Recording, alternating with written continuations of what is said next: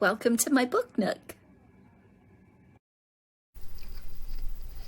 Welcome to my book nook. Today we're going to start a new book. It's one I have not read before, but I have heard such good things about it. So I hope it's a new book for you, and I hope you let me know what you think about it. It's called The Memory Keeper's Daughter. It's a novel by Kim Edwards. And we are going to let me show you the cover. So if you want to get it and follow along with us, or if you just want to turn this on and listen to it, my husband says my voice can put him right to sleep.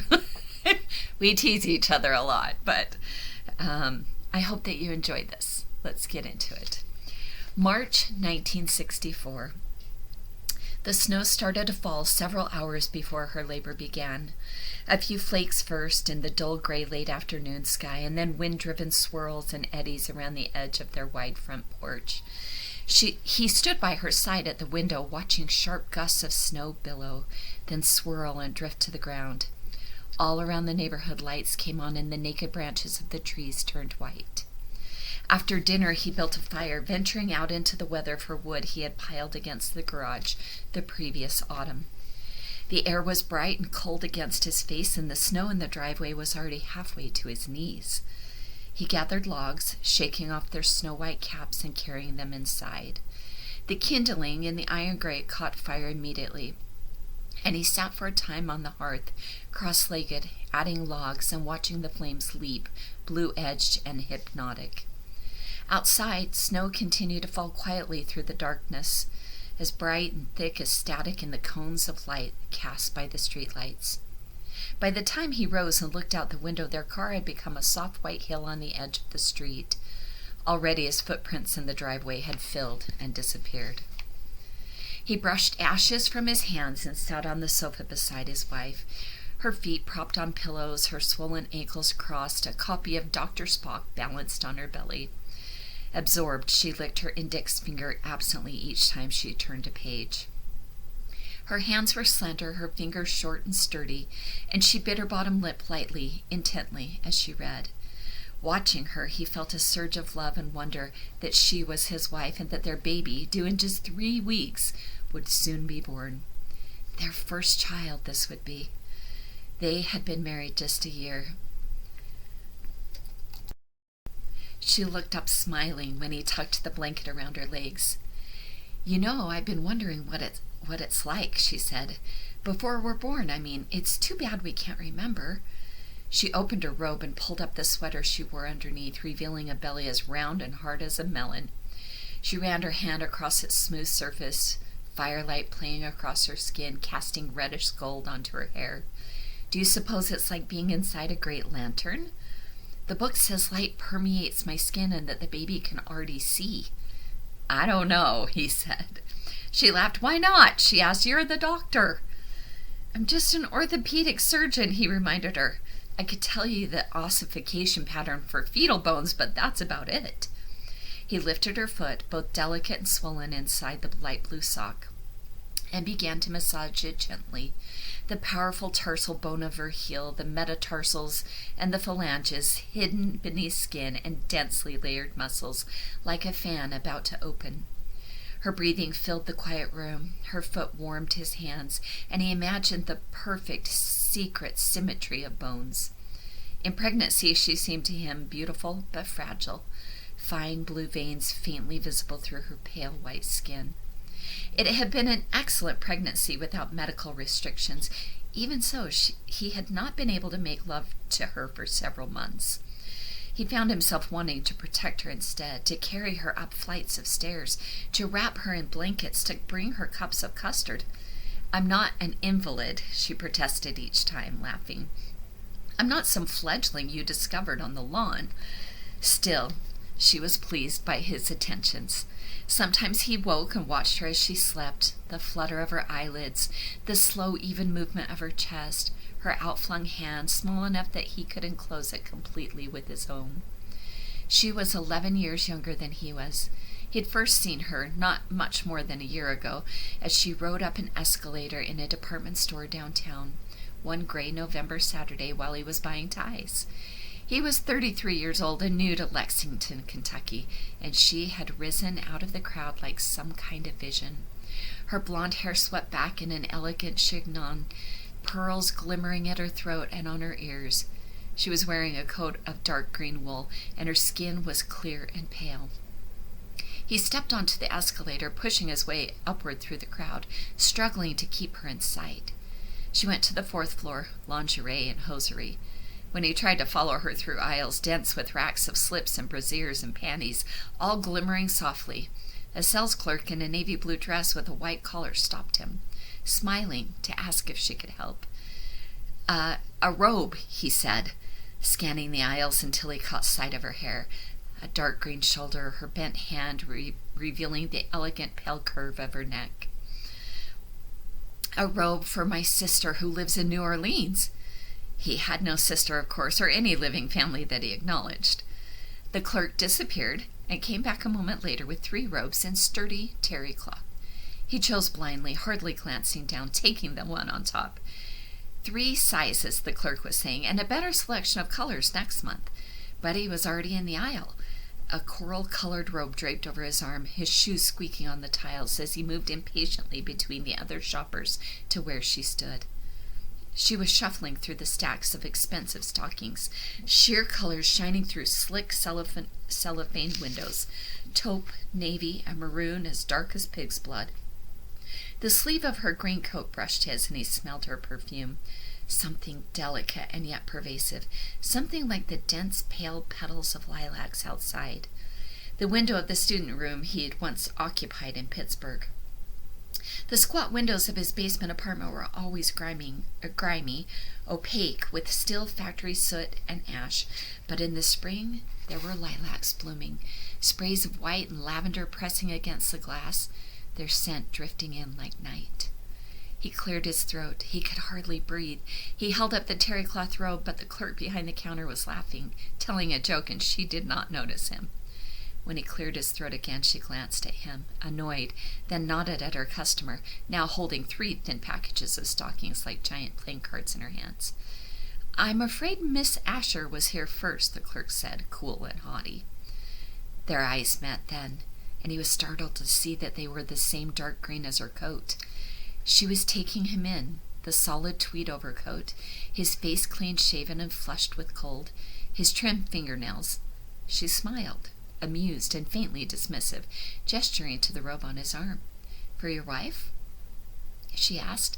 She spoke with that what he recognized as a genteel Kentucky accent, in this city of old money where such distinctions mattered. After just 6 months in town, he already knew this. "It's all right, Jean," she went on, turning back to the clerk. "Go on and take him first. This poor man must feel lost and awkward in here with all the lace." "It's for my sister," he told her, desperate to reverse the bad impression he was making. It had happened to him often here. He was too forward or discreet and gave offense. The robe slipped to the floor, and he bent to pick it up, his face flushing as he rose. Her gloves were lying on the glass, her bare hands folded lightly next to them. His discomfort seemed to soften her, for when he met her eyes again, they were kind.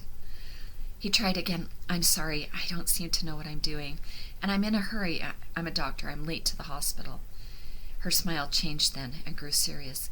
"I see," she said, turning back to the clerk. "Really, Jean, do take him first." She agreed to see him again, writing her name and phone number in the perfect script she'd been taught in 3rd grade. Her teacher, an ex-nun who had engraved the rules of penmanship in her small charges. "Each letter has a shape," she told them. "One shape in the world and no other. And it is your responsibility to make it perfect." 8 years old, pale and skinny, the woman in the green coat who would become his wife had clenched her small fingers around the pen and practiced cursive writing alone in her room, hour after hour, until she wrote with the exquisite fluidity of running water. Later, listening to that story, he would imagine her head bent beneath the lamplight, her fingers in a painful cluster around the pen, and he would wonder at her tenacity, her belief in beauty, and in the authoritative voice of the ex-nun. But on that day, he did not know any of this. On that day, he carried the slip of paper in the pocket of his white coat, through one sick room after another, remembering her letters flowing one into another to form the perfect shape of her name. He phoned her that same evening and took her to dinner the next night, and 3 months later they were married. Now, in these last months of her pregnancy, the soft coral robe fit her perfectly. She had found it packed away and had held it up to show him. "But your sister died so long ago," she exclaimed, suddenly puzzled. And for an instant he had frozen, smiling, the lie from a year before, darting like a dark bird through the room. Then he shrugged, sheepish. "I had to say something," I told her. "I had to find a way to get your name." She smiled then and crossed the room and embraced him. The snow fell. For the next few hours they read and talked. Sometimes she caught his hand and put it on her belly to feel the baby move. From time to time he got up to feed the fire, glancing out the window to see 3 inches on the ground, then 5 or 6. The streets were softened and quiet, and there were few cars. At 11 she rose and went to bed. He stayed downstairs, reading the latest issue of the Journal of Bone and Joint Surgery. He was known to be a very good doctor, with a talent for diagnosis and a reputation for skillful work. He'd graduated first in his class. Still, he was young enough, and, though he hid it very carefully, unsure enough about his skills, that he studied in every spare moment, collecting each success he accomplished as one more piece of evidence in his own favor. He felt himself to be an aberration, born with a love for learning in a family absorbed in simply scrambling to get by, day to day. They'd seen education as an unnecessary luxury, a mean to no end. Poor, when they went to the doctor at all, it was to the clinic in Morgantown, 50 miles away. His memories of those rare trips were vivid, bouncing in the back of the borrowed pickup truck, dust flying in their wake, the dancing road, his sister had called it, from her place in the cab with their parents.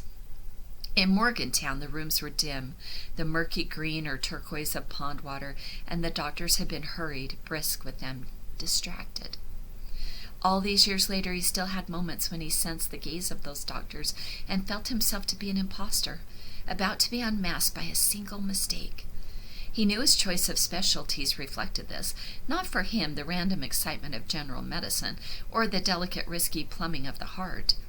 He dealt mostly with broken limbs, sculpting casts and viewing x-rays, watching breaks slowly yet miraculously knit themselves back together.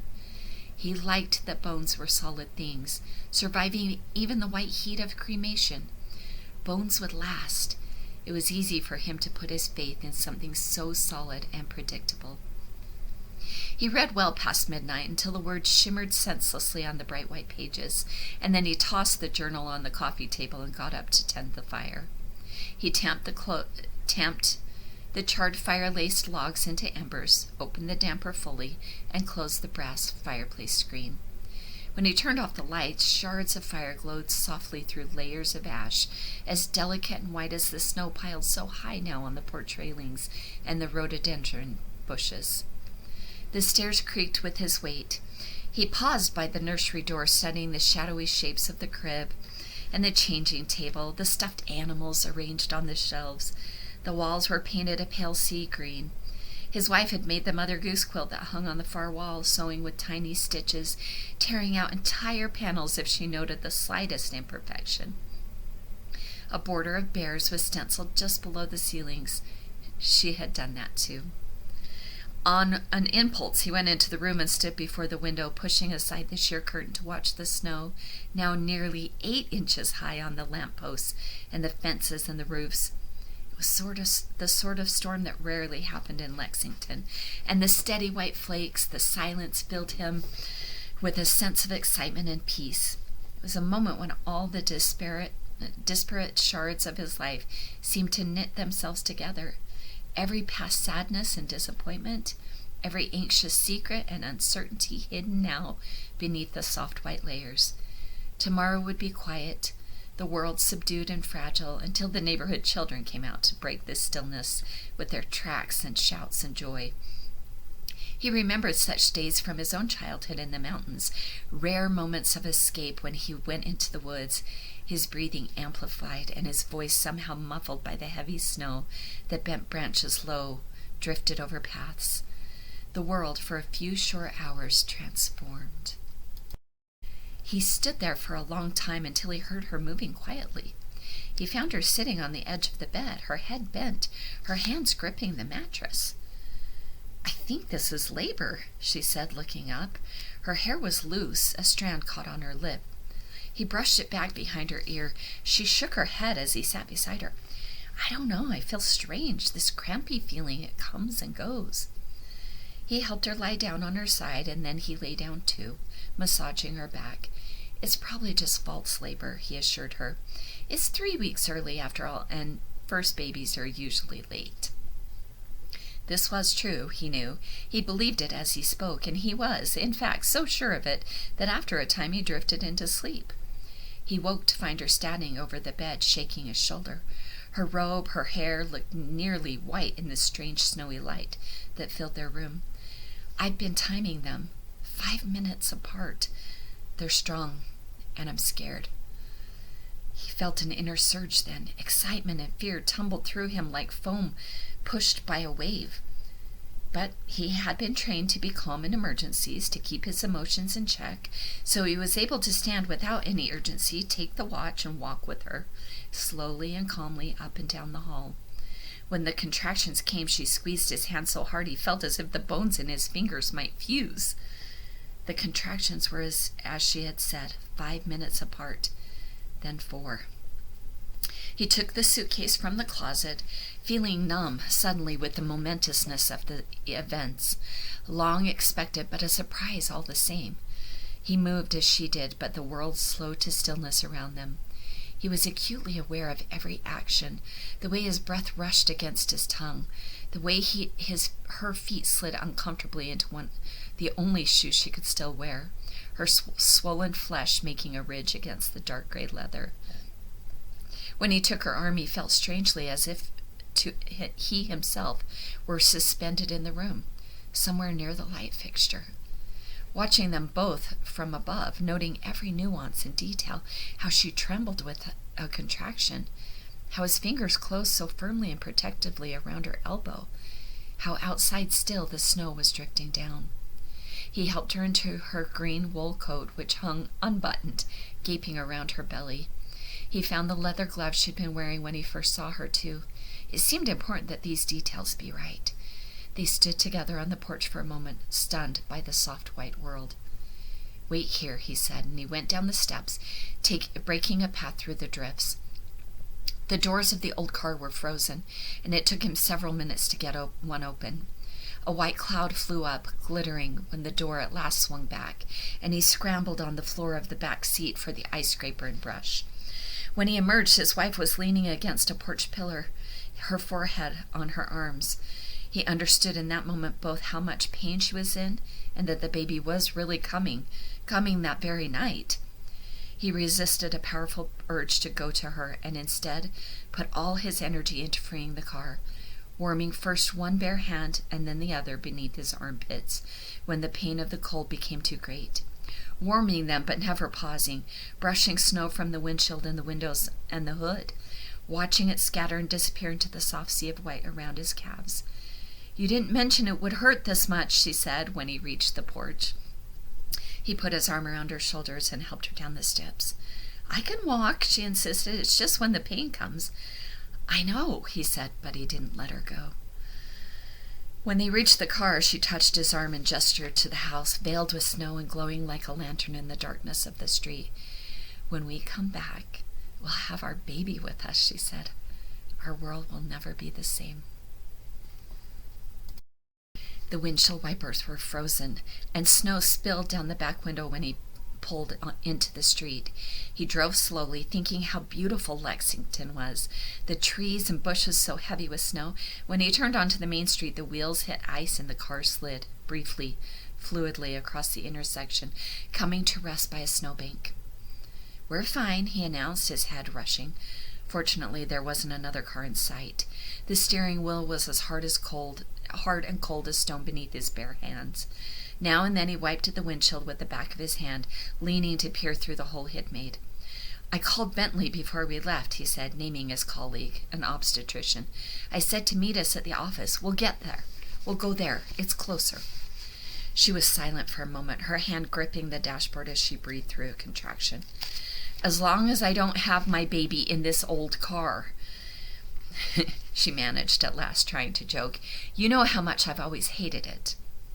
He smiled, but he knew her fear was real, and he shared it. Methodical, purposeful, even in an emergency, he could not change his nature. He came to a full stop at every light, signaled turns to the empty streets. Every few minutes she braced one hand against the dashboard again and focused her breathing, which made him shallow, and glanced sideways at her, more nervous on that night than he could ever remember being. More nervous than in his first anatomy class, where the body of a young boy peeled open to reveal its secrets. More nervous than on his wedding day, her family filling one side of the church, and on the other just a handful of his colleagues. His parents were dead, his sister too. There was a single car in the clinic parking lot, the nurse's powder blue Fairlane, conservative and pragmatic and newer than his own. He'd called her too. He pulled up in front of the entrance and helped his wife out. Now that they had reached the office safely, they were both exhilarated, laughing as they pushed into the bright lights of the waiting room. The nurse met them. The moment he saw her, he knew something was wrong. She had large blue eyes and a pale face that might have been 40 or 25, and whenever something was not to her liking, a thin vertical line formed across her forehead, just between her eyes. It was there now as she gave them the news. Bentley's car had fishtailed on the unplowed country road where he lived, spun around twice on the ice beneath the snow, and floated into a ditch. "You're saying Bentley won't be coming?" his wife asked. The nurse nodded. She was tall, so thin and angular it seemed the bones might poke from beneath her skin at any moment. Her large blue eyes were solemn and intelligent. For months there had been rumors, jokes that she was a little bit in love with him. He did dismiss them as idle office gossip. Annoying but natural when a man and single woman worked in such close proximity day after day. And then one evening he had fallen asleep at his desk. He'd been dreaming back in his childhood home, his mother putting up jars of fruit that gleamed jewel-like on the oilcloth-covered table beneath the window. His sister, age 5, sat holding a doll in one listless hand. A passing image, perhaps a memory, but one that filled him simultaneously with sadness and with yearning. The house was his, but empty now. Deserted when his sister died and his parents moved away. The rooms his mother had scrubbed to a dull gleam, abandoned, filled only with rustlings of squirrels and mice. He had tears in his eyes when he opened them, raising his head from the desk. The nurse was standing in the doorway, her face gentled by emotion. She was beautiful in that moment, half smiling, not at all the efficient woman who worked beside him so quietly and competently each day. Their eyes met, and it seemed to the doctor that he knew her, that they knew each other in some profound and certain way. For an instant, nothing whatsoever stood between them. It was an intimacy of such magnitude that he was motionless, transfixed. Then she blushed severely and looked aside. She cleared her throat and straightened, saying that she had worked 2 hours overtime and would be going. For many days, her eyes would not meet his. After that, when people teased him about her, he made them stop. "She's a very fine nurse," he would say, holding up one hand against the jokes, honoring the moment of communion they had shared. "She's the best I've ever worked with." This was true, and now he was very glad to have her with him. "How about the emergency room?" she asked. "Could you make it?" The doctor shook his head. The contractions were just a minute or so apart. "This baby won't wait," he said, looking at his wife. Snow had melted in her hair and glittered like a diamond tiara. "This baby's on its way." "It's all right," his wife said, stoic. Her voice was harder now, determined. "This will be a better story to tell him growing up, him or her." The nurse smiled, the line still visible through, though fainter, between her eyes. "Let's get you inside then," she said. "Let's get you some help with the pain." He went into his office to find a coat, and when he entered Bentley's examination room with his wife was lying on the bed, her feet in the stirrups. The room was pale blue, filled with chrome and white enamel and fine instruments of gleaming steel. The doctor went to the sink and washed his hands. He felt extremely alert, aware of even the tiniest detail as he performed this ordinary ritual. He felt the panic at Bentley's absence begin to ease. He closed his eyes, forcing himself to focus on the task. "Everything's progressing," the nurse said when he turned. "Everything looks fine. I put her at 10 centimeters. See what you think." He sat on the low stool and reached up into the soft warm cave of his wife's body. The amniotic sac was still intact, and through it he could feel the baby's head, smooth and hard like a baseball. His child. He should be pacing a waiting room somewhere. Across the room, the blinds were closed on the only window, and as he pulled his hand from the warmth of his wife's body, he found himself wondering about the snow, if it was falling still, silencing the city and the land beyond. "Yes," he said, 10 centimeters. "Phoebe," his wife said.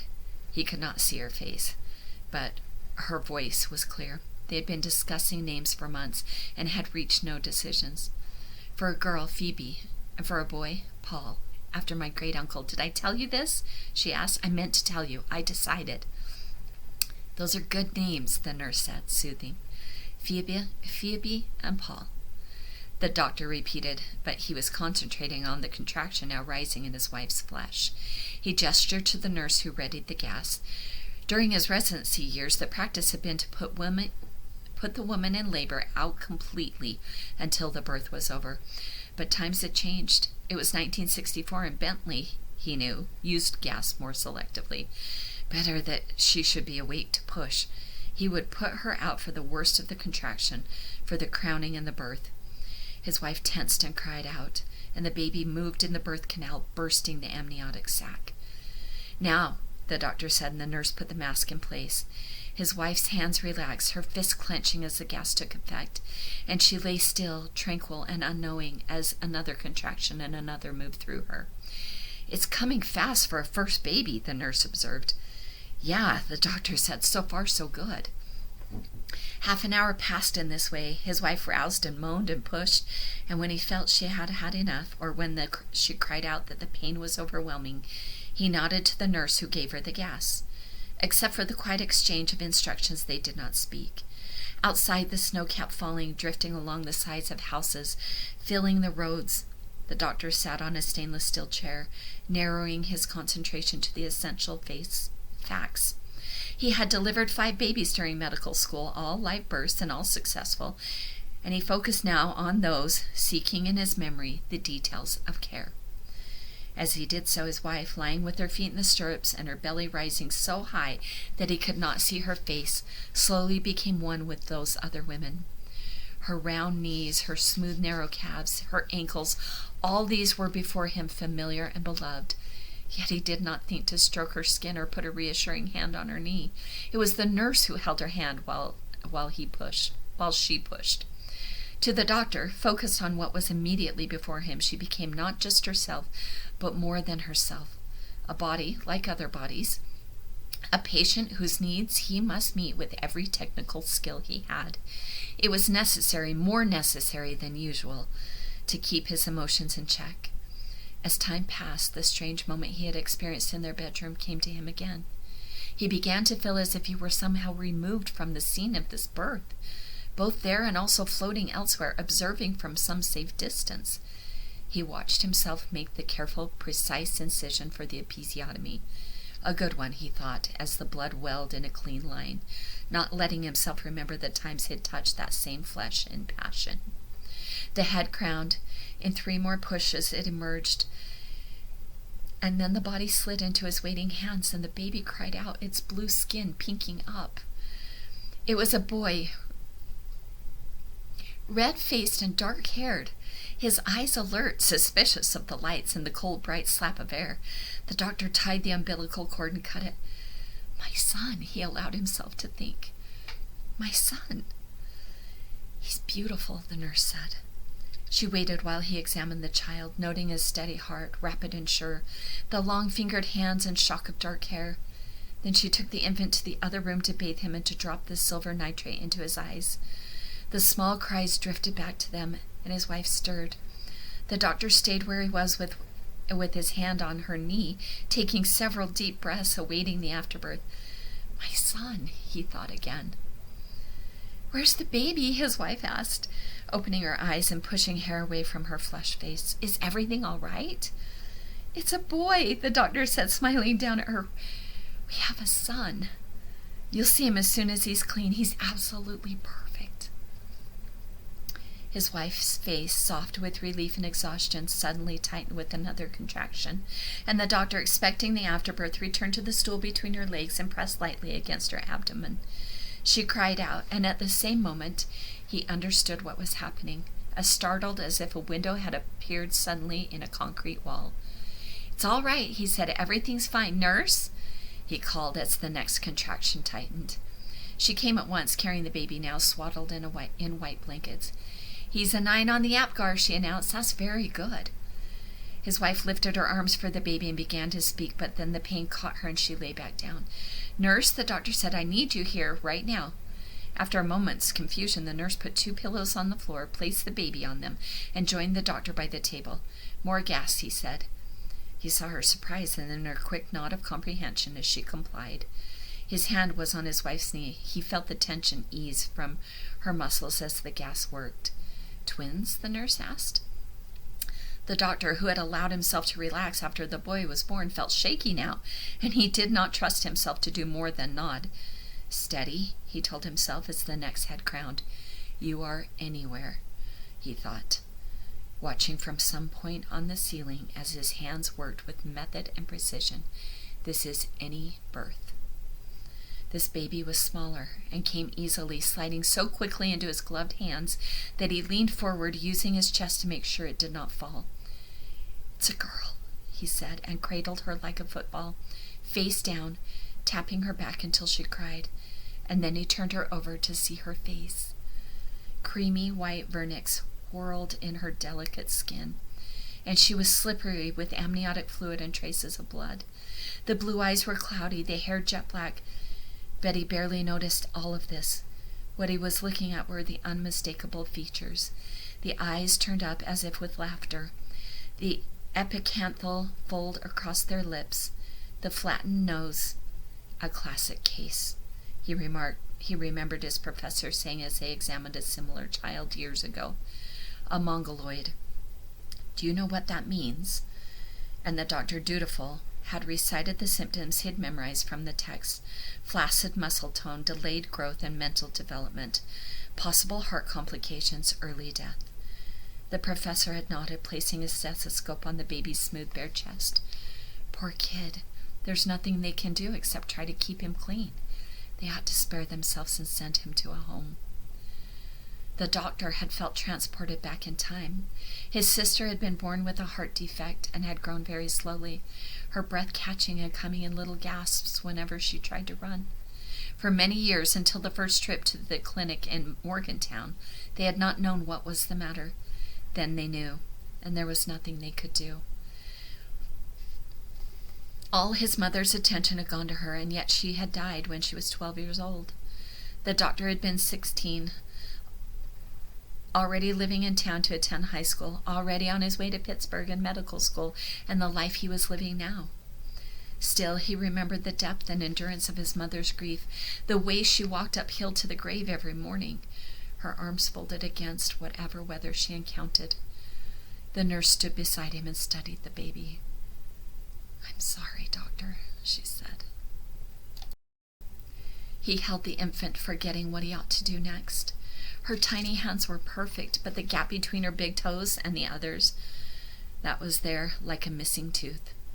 And when he looked deeply at her eyes, he saw the brush-filled spots, as tiny and distinct as flecks of snow in the irises. He imagined her heart the size of a plum, and very possibly defective, and he thought of the nursery, so carefully painted with its soft animals and single crib. He thought of his wife standing on the sidewalk before their brightly veiled home, saying, "Our world will never be the same." The baby's hand brushed his, and he started. Without violation, he began to move through the familiar patterns. He cut the cord and checked her heart and lungs. All the time he was thinking of the snow, the silver car floating into a ditch, the deep quiet of this empty clinic. Later, when he considered this night, and he would think of it often in the months and years to come, the turning point of his life, the moments around which everything else would always gather, what he remembered was the silence in the room and the snow falling steadily outside. The silence was so deep and encompassing that he felt himself floating to a new height, some point above this room and then beyond, where he was one with the snow, and where this scene in the room was something unfolding into different life, a life at which he was a random spectator, like a scene glimpsed through a warmly lit window while walking on a darkened street. That was what he would remember, the feeling of endless space, the doctor in the ditch and the lights of his own house burning far away. "All right, clean her up, please," he said, releasing the slight weight of the infant into the nurse's arms. "But keep her in the other room. I don't want my wife to know. Not right away." The nurse nodded. She disappeared and then came back to lift his son into the baby carrier they'd brought. The doctor was, by then, intent on delivering the placentas, which came out beautifully, dark and thick, each the size of a small plate. Fraternal twins, male and female, one visibly perfect and the other marked by an extra chromosome in every cell of her body. What were the odds of that? His son lay in the carrier, his hands waving now and then, fluid and random with the quick water motions of the womb. He injected his wife with a sedative, then leaned down to repair the episiotomy. It was nearly dawn, light gathering faintly in the windows. He watched his hands move, thinking how well the stitches were going in, as tiny as her own, as neat and even. She had torn out a whole panel of the quilt because of one mistake, invisible to him. When the doctor finished, he found the nurse sitting in a rocker in the waiting room, cradling the baby girl in her arms. She met his gaze without speaking, and he remembered the night she had watched him as he slept. "There's a place," he said, writing the name and address on the back of an envelope. "I'd like you to take her there. When it's light, I mean. I'll issue the birth certificate, and I'll call to say you're coming."